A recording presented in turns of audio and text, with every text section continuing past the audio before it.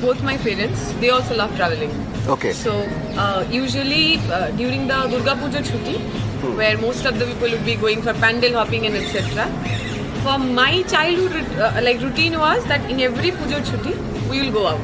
It can be Puri, it can be Bhutan, it can be Digha. It has to be somewhere outside Kolkata, because that was the only time my father is going to get a longer period of vacation, like a holiday from his office. So for me, Durga Puja Chutti had always been synonymous to going outside. And since both my parents had that enthusiasm of going out, so I think I also have kind of picked up that knack of traveling and going here and there from very, very young age. Yeah. Thing is, I think the last time I went for a vacation, like a vacation where you chose and went, I think it would be 2 years back when I went to Kasauli. There's this small hill station there in Himachal Pradesh. That was the last time. Before or after that, wherever I went, it majorly because you're going for a work. So you find out few days either before it or after that. So as I was the All India Joint Secretary of SFI, I anyway have to travel a lot across the country. So if I'm going to Hyderabad, I'll ensure that I'm going a day before so that I can roam around here and there. Or if I'm say going to Maharashtra, I'll try to keep some time after that. From there I can go to some places, either in Mumbai or in Goa somewhere. So that had been the primary thing. Traveling abroad had always been because I am going for some kind of conference. So there I think I have a preference. I love Europe. I love Italy. Italy is my favorite destination. So I'll go and search in internet like that. Upcoming conferences in Italy. So if I see there is something that is going around with my subject and there's some kind of funding available, so I'll go for that. So it's sad, but I could not really think of choosing a vacation destination like that. It's more like what can be worked out in whatever work that I am doing around it. I went to Cinque Terre, that 5 villages around the coastline. I loved it. It's beautiful. Apart from that, I have 2 places that are not that kind of a tourist destination, but in Italy that would be my 2 favorite places if I will ever go back. One is Bologna. It's an old city. It's a university city. It's very young. There's a lot of like-minded people. Also, it is a hub of activism. So different kind of left activities, protests, unionization, all these things happening.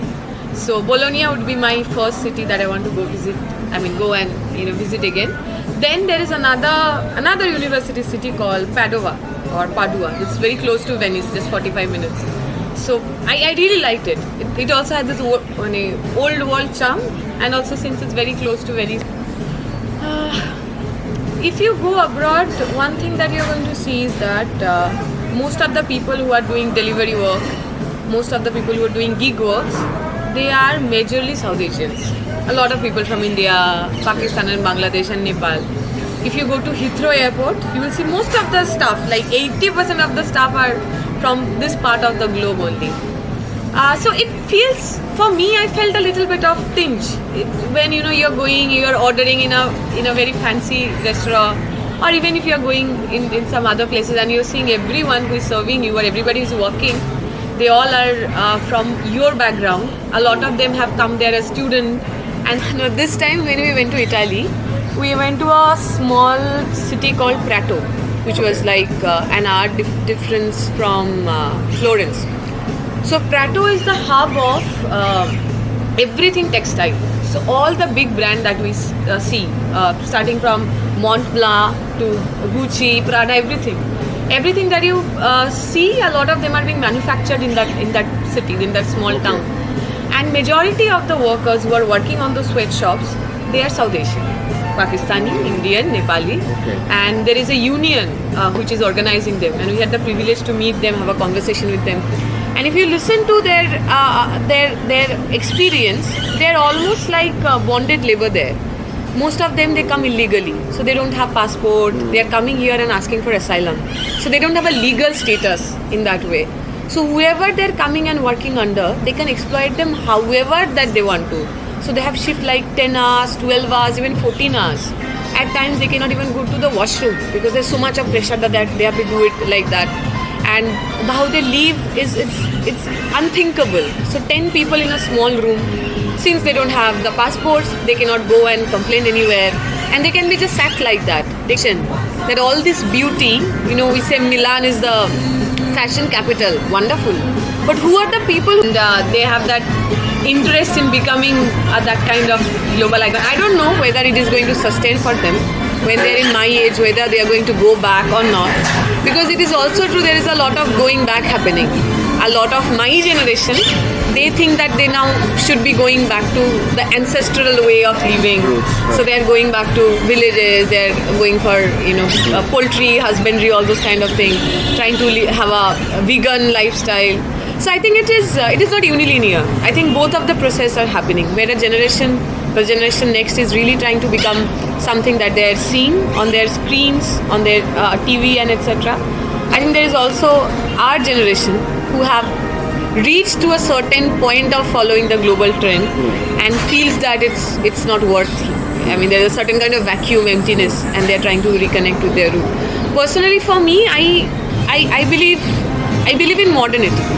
I don't see everything that is waste is a problem, because a lot of key ideology like that of democracy or even feminism, it's not all of them came from India. A lot of them came out after the French Revolution, and it is that thought awakening that had created a lot of indigenous ideology also in India. But there is no denial of the fact that French Revolution or the November Revolution, they have had their own relevance and their own importance in how we think or how we see the world. So I don't discard everything as waste, and everything that is there indigenous, I don't glorify that also, because a lot of things you say as traditional, they are outrightly patriarchal or feudal. That a traditional woman is nothing but a feudal woman who cooks, who cleans, who wear a certain kind of clothing. So I love wearing Indian clothes. Even when I go abroad, I ensure that I'm wearing saris, because it's a beautiful piece of work. It's something which is a fit to all kind of a cloth. Anybody, whatever your size, whatever your color, it doesn't matter. You can have a sari and so many people can wear it. And of course, it's about the preserving the craft and all those kind of things.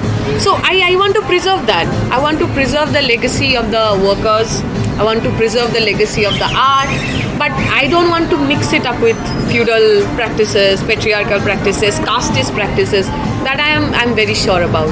So in that way, I am looking for a balance where you take the modernity, where you take the advancement that whatever the Western world has achieved, and they also achieved it through colonialism, through exploitation of the global south. So there is nothing like they have got it indigenous and we are trying to get it. So it is a process. It's a modernity that they got through colonial exploitation, and I believe we have a right on that modernity also. And I'm also extremely rooted to my culture.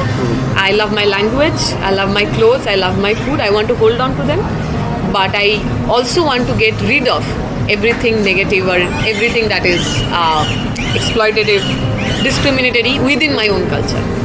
So yeah, that we should be careful of how we present ourselves, because we are not there just going as individual. We are also representing a whole ethnicity in that way. No matter however we behave, it's all going to come back to us. But I also think that a lot of stereotype is also purely racist. Like they will say that, oh, you're smelling of curry, you're smelling of spices. That is true, because we eat a lot of spice, and because of that bloody spice, the whole Europe was there in India, just because of that spice. So we should not be at all ashamed of that we know how to use spice and we had a lot of spice. So there is certain kind of racism there. But apart from that, I think we also have our own responsibility. And as India as a host, I think we should definitely work on our infrastructure. There is no denial. Our public transport system, anywhere you go in Europe, their public transport is so well organized, it's so cheap that you can actually live there. Your transportation actually doesn't cost that much. And there are some European countries where even the public buses are free. You don't have to spend even an iota. So people who are coming from that kind of infrastructure to India, it might look that it's not easy a place to go around. They have to depend on personal car, the taxi driver, and if the taxi driver is not a nice person, if they are trying to dupe them, etc. So all this thing I think we should work on. We should also work on the men in our country. I think just few resources that we have, both natural and archaeological. If only our resources could have been preserved, I believe we can have similar kind of tourist traction that any of these other places, including France or Italy, they have. We have much more diversity. If you're going to look into India, and the kind of archaeological remains which are there, a lot of them are just being demolished, or they are just going into the air because they are not preserved properly. So I think as a government, no matter which government that is, we should take constructive step to ensure that our heritages are preserved properly and market them in a way that a lot of people from outside can actually come and see and create that kind of a space and environment where it is safe and accessible for the international or even national tourists. We went to this place called Jispa, which is Lahul Spiti. Basically, from Lahul towards Spiti, there is a small place called Jispa. We went for our field trip when I was in masters, and we had to walk a lot. Like for 1 day, 2 day, we are walking, and then we are camping and everything. You have to cook for your own food. It was a very different journey for all of us. You are carrying your tents on your back. You have a food being carried. You cannot take a lot of clothes because you only have to carry it. And then you are walking, say, 12 hours a day, 6 hours in the morning, 6 hours after the lunch, etc. So I think that journey was somehow kind of made me a different person. You understand that people who are living here, the kind of struggle that they go through every day. Every day a person has to walk 2 hours to get some, fuel and for food and everything. And they were saying that 6 months in the winter, it's completely frozen. Even the water is frozen. So everything they have to preserve 6 months before. And we are interacting with the local people. They were so warm. They are giving us food and everything. So I think for me that was somehow, because we all are, coming from a plain land, coming from Kolkata, you have everything whenever you want. So you understand the hardship. And we didn't go there as a tourist. So nobody was trying to provide us things. We have to also provide things for ourselves. So I think everybody at least once, they should go for a trip like that, where they're not going as a tourist, they're going as a traveler, or they're going as an explorer. I think that kind of make you also self-aware of what you are, what are your privileges, and what you can change in yourself.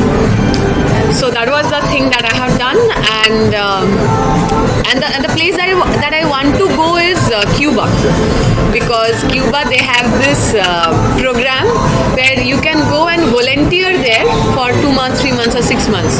So you will you plow field with them, you will work in the factories, and you will try to voluntarily labor. So I really want to go there because the kind of embargo that they face, even after that they're sustaining that economy. They cannot import most of the things. Most of the cars or technology that they have is just recycling of whatever 70, 80 years ago you had there.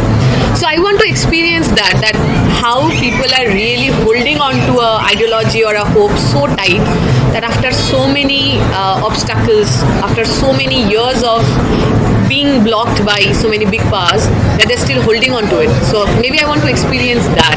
That might be somehow more ideological or political relevation for me.